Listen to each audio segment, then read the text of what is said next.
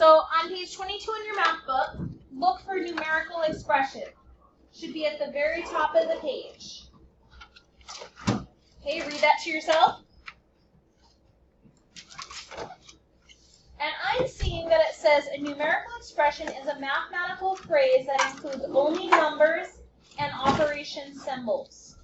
So let's say a phrase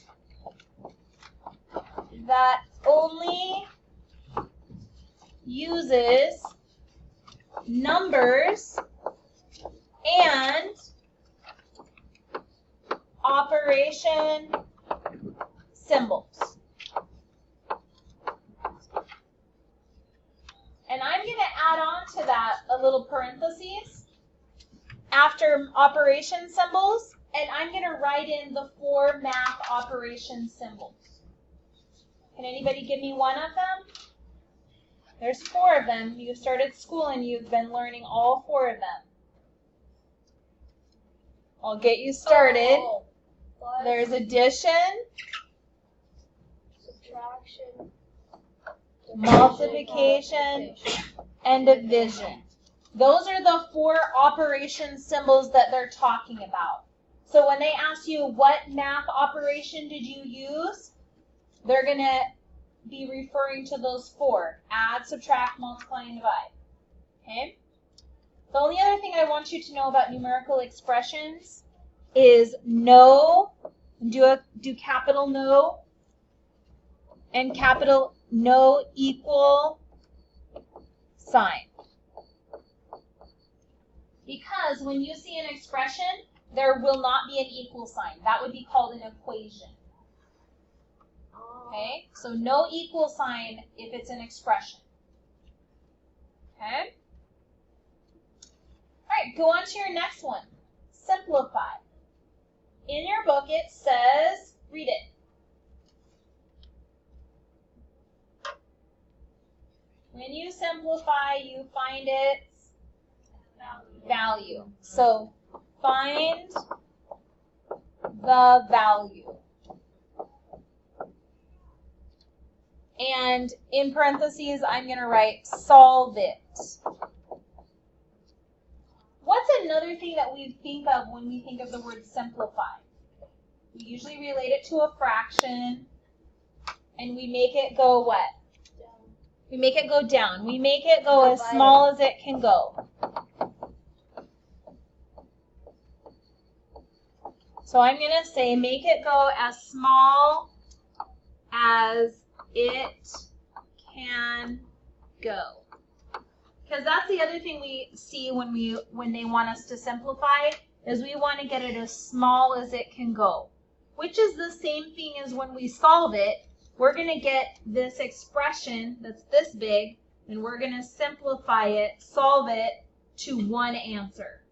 And it's going to get smaller. I'm going to get it as simple as it can go, as small as it can go.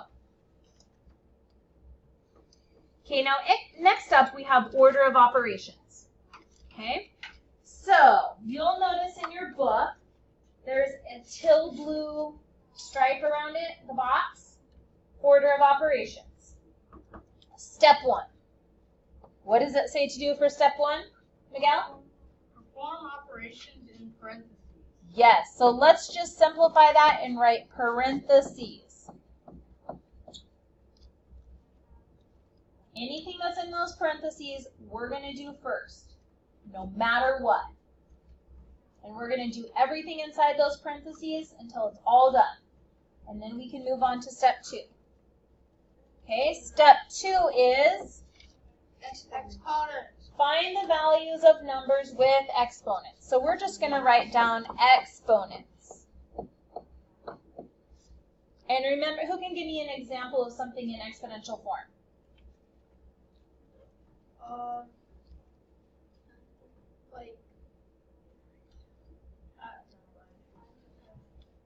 Josiah. 5 to the 3rd power. 5 to the 3rd power. Okay. So notice I have my 5 as my base and my 3 as my exponent. Okay? So then I'm going to think of it as 5 times 5 times 5. So when it wants me to solve that, that's what I have to think about. It's 5 times 5 times 5. Okay? All right, and then number 3. This one is multiply or divide from left to right as ordered in the problem. So let's write multiply, and then I want you to do a capital OR, because this is a big deal. Multiply doesn't always get to come first. It's only if it's on the left. So that's why I say multiply or divide, because this is a big deal. You don't get to just go first multiply. Divide might come first. Whichever is on the left. Okay? Multiply or divide, whichever is on the left goes first. Okay? You write so big, but that's awesome because you have a giant huge screen. Yeah. Like So I multiply or divide, whichever is on the left goes first. The end of my divide is where the 3 is. Okay. All right, on number 4, it's going to be very similar. We're going to drop down to add or subtract from left to right as ordered in the problem. So we're going to say, I almost wrote left. Good math. Add or do your giant OR, because remember, add doesn't always get to come first. It only gets to go first if it's on the left. So add or subtract, whichever is on the left goes first. And this is very important to remember. Okay?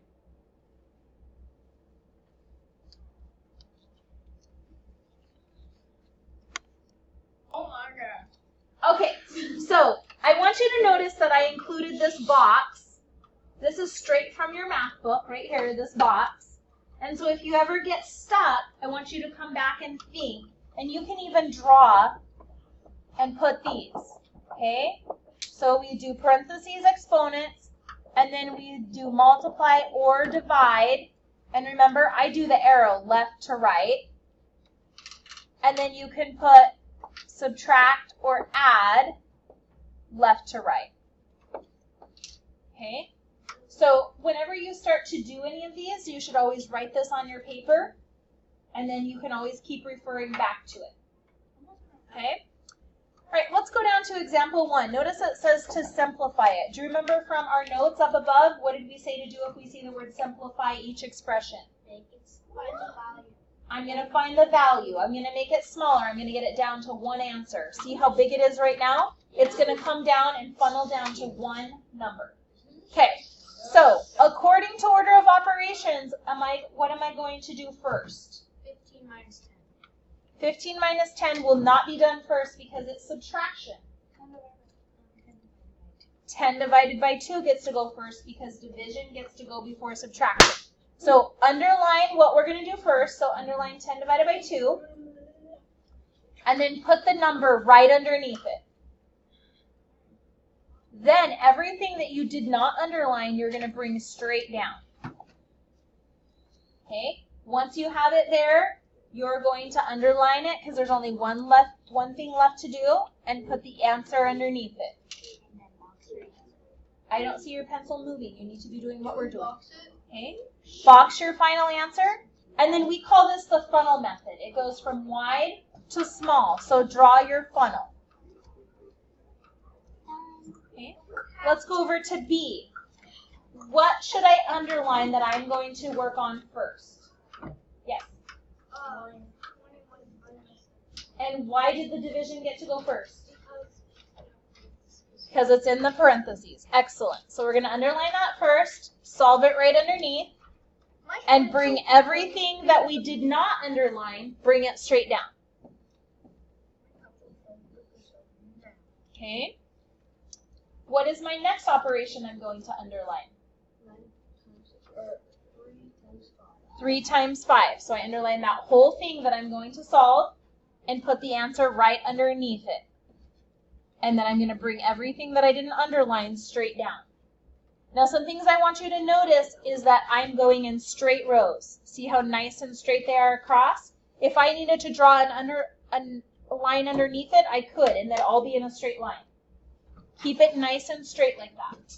Okay, I have my final one, and I write down my final answer. Do your funnel and box your final answer. Okay, I want you to work on 1, 2, and 3 while I'm going to come around and make sure you're writing your work correctly. Yours should look exactly like mine. Underline what you're working on, bring everything else down. Underline the next operation, bring everything down. Write neatly so I can read it and have it in that straight line. Okay, so according to order of operations, what should I underline here?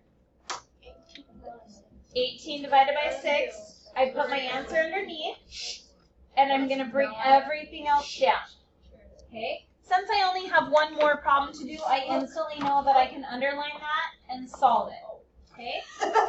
Don't forget to do your funnel and add your box. Okay? If you have this one correct, give it a star. Okay?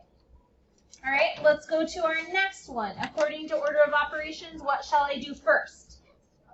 Underline 24 divided by 6. 24 divided by 6. I'm going to bring my answer right underneath.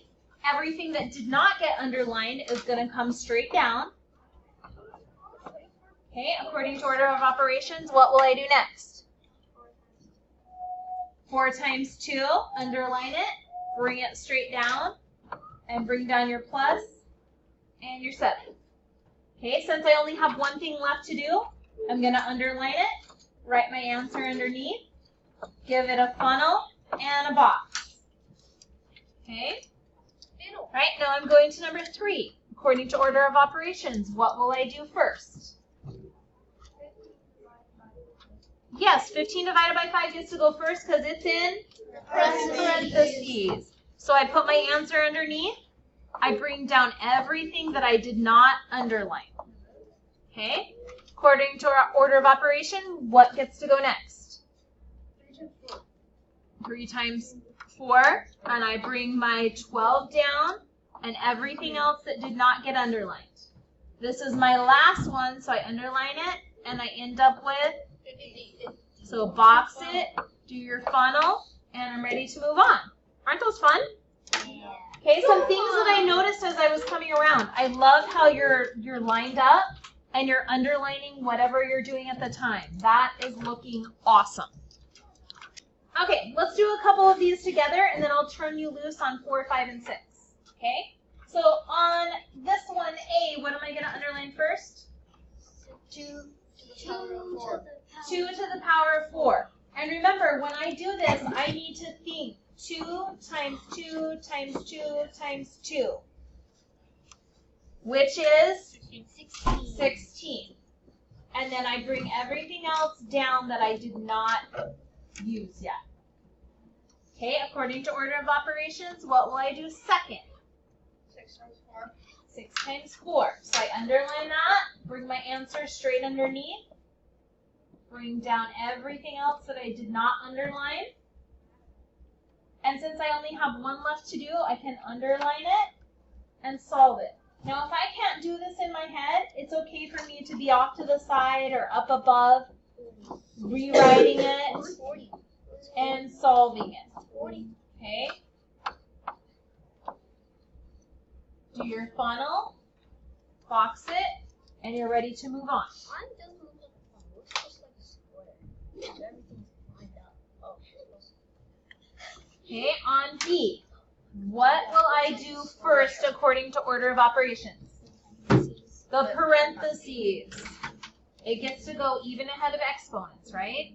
Okay, so 9 minus 6 is 3. Write that down, and then everything that I did not underline, I'm going to bring straight down. And if you'll notice, the problems are going to get a little longer, but they're not any harder, they're just longer. So I'm just going to keep following my same steps. Okay, according to order of operations, what's next? 3 times 3. 3 to the second power. 3 times 3 to the second power. Okay, so I'm going to stop you there. I'm not going to underline all of this. I'm just going to underline that. Okay. So just 3 squared is